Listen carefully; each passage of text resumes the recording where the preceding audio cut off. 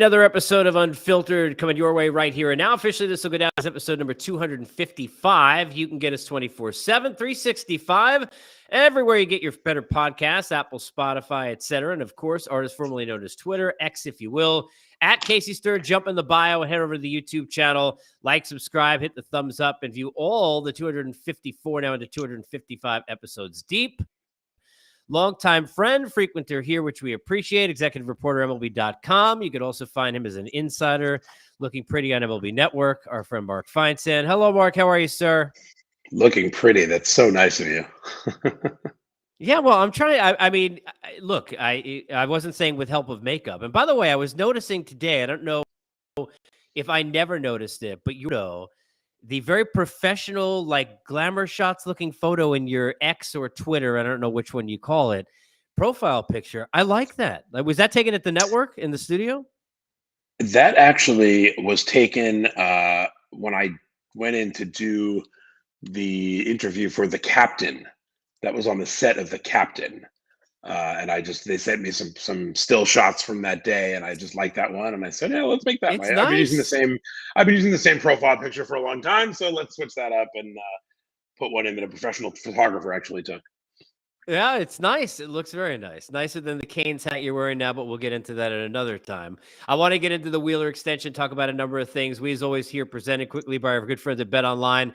Number one source for your sports betting needs. They got the latest lines, odds, and matchup reports, baseball, basketball, boxing, everything you want. They got it. Fastest and easiest way to get your wagers, live betting, casino, and card games. But you got to head over to the website, use your mobile device, and sign up today. Get in on the action. Use the promo code BELIEVE. It's BLEAV. You'll get a 50% welcome bonus on your first deposit. Bet Online, where the game starts. Obviously, I want to start here with Wheeler. You can't do more than he's done for this team, not only regular season, Mark, in the postseason. And now he nets the largest AAV we've ever seen for an extension at 42 a pop.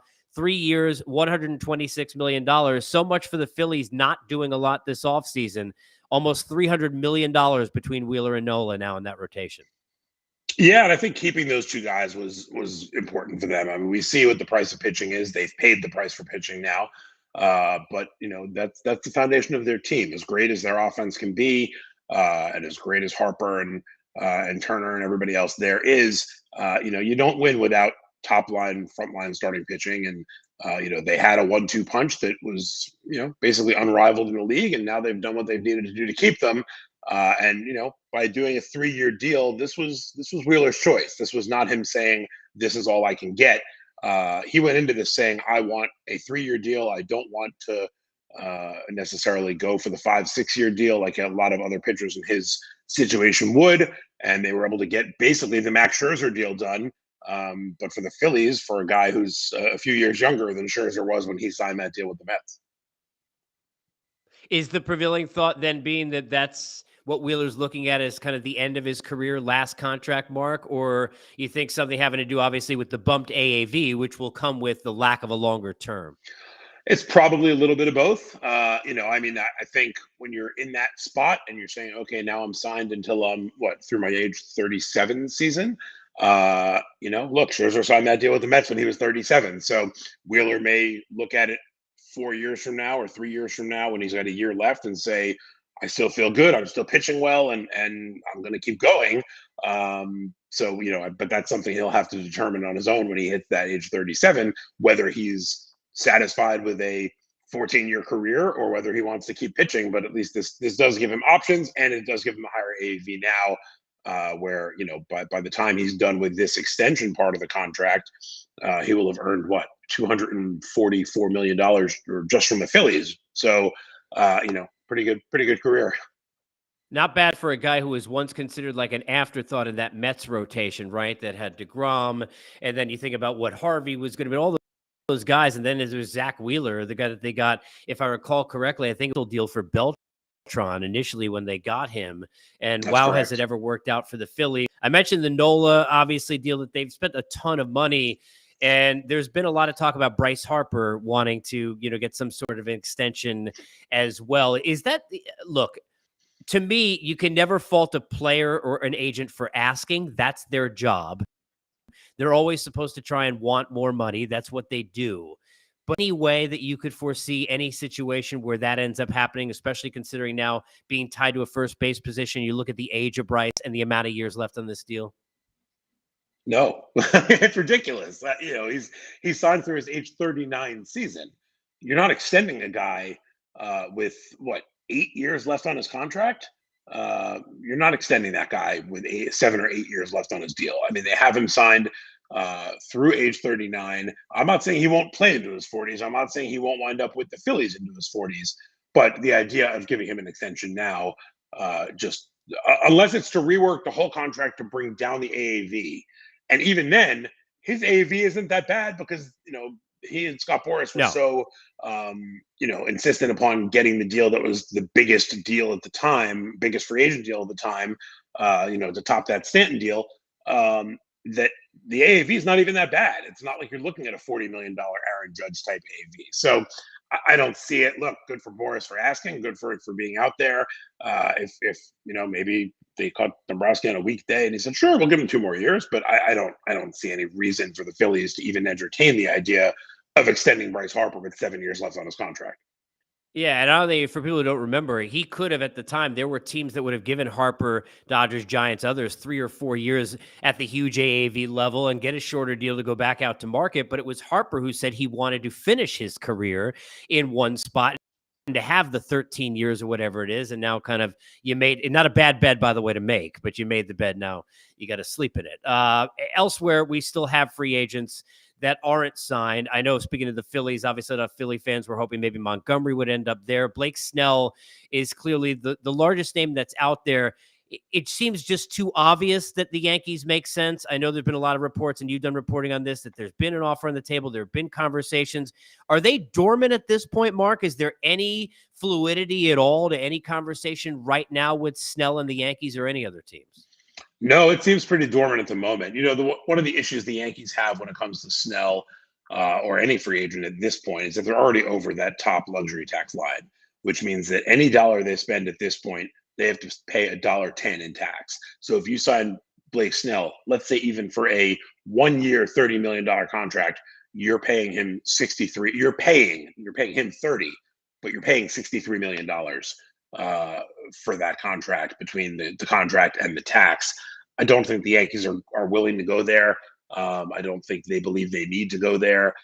They were interested in Snell. They signed Stroman, and I think at the right price, there was still a chance that they would get Snell. But at this point, I just don't. I don't see how Steinbrenner spending that kind of tax money on top of the contract, which leaves Snell in a situation where you're wondering, where is he going to wind up? I still think the Angels make the most sense. They obviously need pitching. They have money. It's a market that is just desperate to be a relevant team again. And after losing Ohtani, you figured that they would go out and do something. You look at Snell, he's a fit there. So ultimately, I think that's where he winds up landing.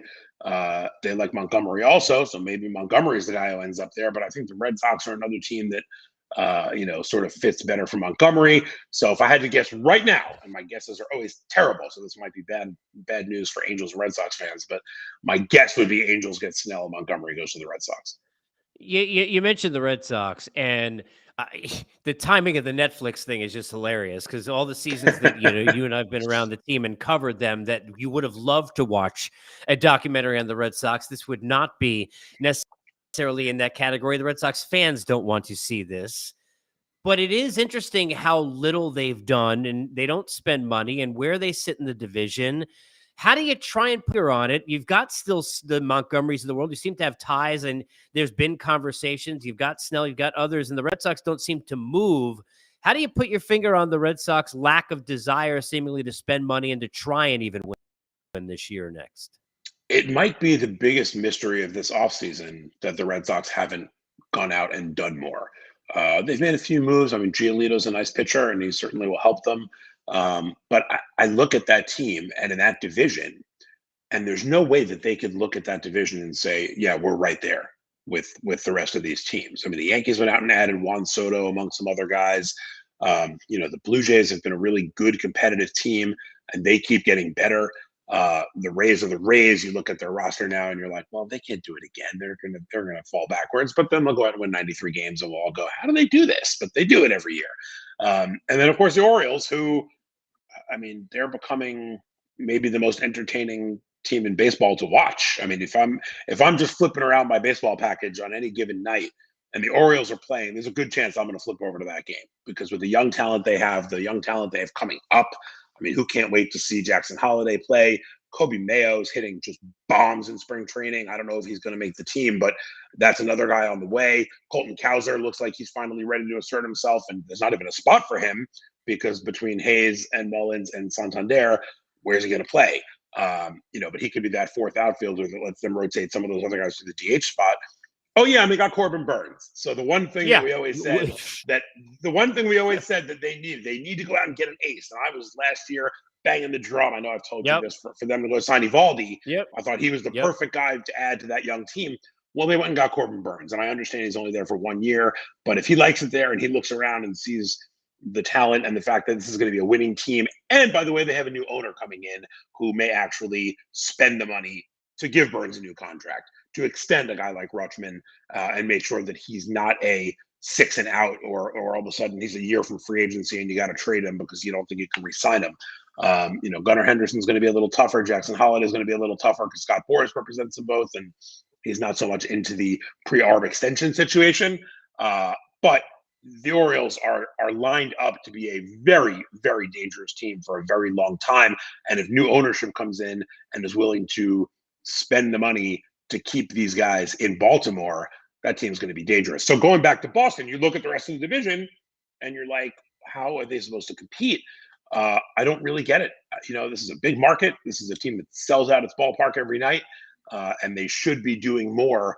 Craig Breslow's a really smart guy. I assume that he has a plan in place, but this has to come from above Breslow. This is ownership saying we're not giving Blake Snell a contract. We're not spending $25 million on Jordan Montgomery a year. But it will be interesting. The Netflix thing will be interesting because we know what's interesting TV, a really good team or a really bad team. And if things go south in Boston, then it could be a really entertaining series. Nobody's watching Survivor if they're sitting there in satin sheets, right? So we don't want to watch other people that are struggling. So, but it is interesting because my thought has been maybe they feel like there's no chance we can compete anyway. So why do it? But there are deals that are long-term deals where it's not about this year. You mentioned Burns. I want to go back there for a second because rarely do we ever see an off-season rhetoric change in a snap of a finger. Because if they didn't get Burns, we would be sitting here saying all those great things about the organization, but there would be a but there, Mark, and that would be they didn't push the pedal down enough. They could have done more. They already won a division. We know they could do that again, but where are they situated to go deeper in a postseason? How much did that one move change their entire narrative, you think, from a league standpoint, your vantage point heading in now to this season, getting Burns? Oh, it changed a tremendous amount. I mean, you look at a team that won over 100 games last year, and you're saying, God, imagine how dangerous they would have been in October if they had an ace starting game one. Well, now they have an ace to start game one. And if they hadn't traded for Burns, then you and I would have started this podcast off talking about, are the Orioles a team that's going to go get Blake Snell or Jordan Montgomery? Because they still need that big guy at the top of the rotation, but they don't anymore. And you look at the progress that Grayson Rodriguez made last year. He was tremendous in the second half. You look at what Kyle Bradish did last year. He's hurt right now, but they don't seem concerned that it's going to be a lingering long-term thing. Hopefully they're right.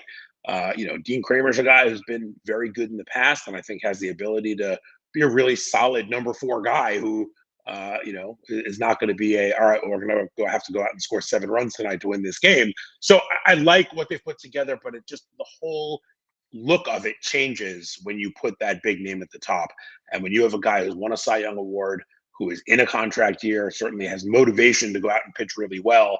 And if you're the Orioles fan base, you have to be excited about the fact that there are new owners coming in, and you don't look at this and say, okay, well, we've got him for 1 year and then he's gone. Maybe he's not. Yeah. Before I let you run, I want to go back to Soto for a second, because you and I both know in doing the spring training is spring training. Even when pitchers don't pitch well, people don't realize they're working on things. This is not about, for guys, especially who aren't fighting for jobs. It's about getting ready for the season. So the numbers are not that important, right? Browning Nagel once in preseason went undefeated. I don't even think he ever won a game, or seemingly it didn't seem so for Jet fans in the NFL level. But there's a different level of locked in that Soto looks. I'm watching him, and man, he just looks primed for an already high level of expectation, getting even higher for him this season. How do the Yankees play this out as the year goes on, Mark? Because obviously they didn't make that deal for 1 year. They want him to be there long term. There are the Mets and many others who are going to be suitors for Soto. How do the Yankees play this out and try and woo him and maybe try and take a long shot at getting him before he goes out to free agency? Yeah, I agree with you on spring training. I mean, spring training performance once led me to predict Jeff Weaver would win the Cy Young Award. So ever since that year, I think it was 2003, I don't put a whole lot of stock into spring training because, like you and said, kids, he said Jeff Weaver, not Jared Weaver, just so everybody understands. Jeff Weaver. No, I think Sweeney Dirty and I both picked him to win the Cy Young that year, and from my recollection, that didn't happen. I think, no, the Yankees didn't trade for Soto to be a 1-year deal. But that said, this year presents them with a unique opportunity to not only try to sell him on New York, but also to make sure that he's a guy they want to invest $500 million in, right? They want to see how he fits in the clubhouse, how he fits in the lineup, how he fits in New York. Does he handle the media pressure? Does he handle the fan pressure? Does he fit in with Aaron Judge and Stanton and Garrett Cole and some of these other guys? You don't often have an opportunity when you're looking at big free agents to really have that information gathering stage. You can do all the due diligence you want. You can talk to every player he's ever played with. You can talk to every manager, every GM, media members, whoever you want. But you didn't get to see him in your clubhouse for a year. You didn't get to watch the way he works for a year. And so for the Yankees, I think it's pie in the sky to think they're going to be able to get him extended before he goes to free agency. That's not how Boras usually works, especially with his big time clients. And I don't think that's how Soto's wired. I mean, Soto turned down $440 million from the Nationals a few years ago, and he liked it there. It wasn't like he was itching to get out of there. They won the World Series in 2019. So I think there's almost no chance that he doesn't go to free agency. That said, the Yankees have the ability to pay him if they want to. And if they love what they see, and if he has a monster year this year, then I don't think there's a reason, unless he decides I don't want to be here.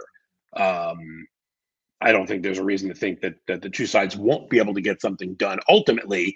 But, obviously, whenever a guy goes to free agency, there's always that chance that he leaves. And if Steve Cohen decides, you know what, I want this guy and I'm not going to get outbid and I don't care, then he's going to have an interesting decision to make, because I don't think Hal Steinbrenner is going to get into a bloody bidding war over anybody. That's not his MO. Aaron Judge was a little different because he was a homegrown guy. He were going to name him captain. He was the face of their franchise. He was coming off of 62 home runs, and the Yankees knew, like, we can't let this guy go. But Steve Cohen wasn't involved in that. So if the Mets get involved in Soto, we could be in for a really interesting free agency situation next year. But again, if both sides like the way it fits, then ultimately I think they'll find a way to get it done. I'm proud of you owning the Jeff Weaver thing, because I think I remember once thinking Butch Husky was going to hit 40 homers. I think he had like 10 in his spring training. But I don't. Cy Young for it's all right. It's like a Victor and Carlos Zambrano. I said earlier that what I said about the Angels and Red Sox with Snell and Montgomery, that I'm bad at predictions.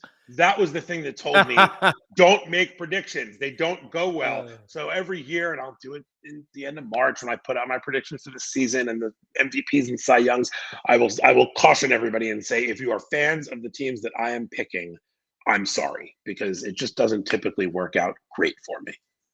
Bettors hedge against what Feinsand picks. Got it. Noted. Mark, Feed me all the way. Especially on a busy. Yeah. Safe travels the rest of the way down in Florida. Appreciate you, my friend. Thanks, buddy. All right, Bet Online, as always, folks, is presented by our good friends. Unfiltered, excuse me, always is presented by our good friends at Bet Online. We'll catch you Apple, Spotify, ever get your podcasts. Artists formerly known as Twitter, X, if you will, YouTube as well. We'll see you next.